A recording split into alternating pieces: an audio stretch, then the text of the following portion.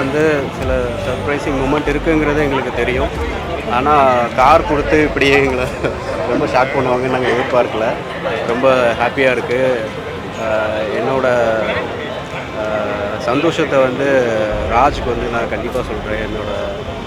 ரொம்ப தேங்க்ஸ் வந்து சொல்கிறேன். எதிர்பார்க்கவே இல்லை இது. ஓகே, எதிர்பார்க்க முடியாது தான். நானும் ரொம்ப ஃபேமிலி.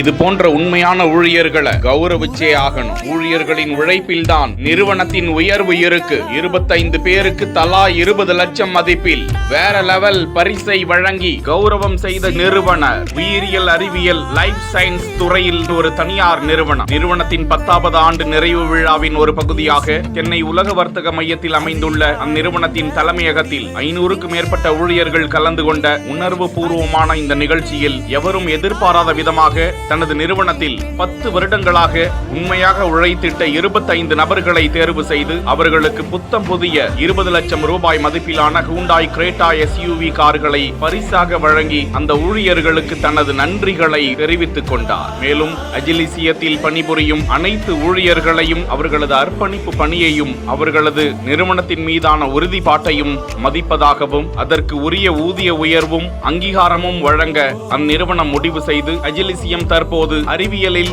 AI முன்னணி நிறுவனமாக வளர்ந்திருக்கிறது.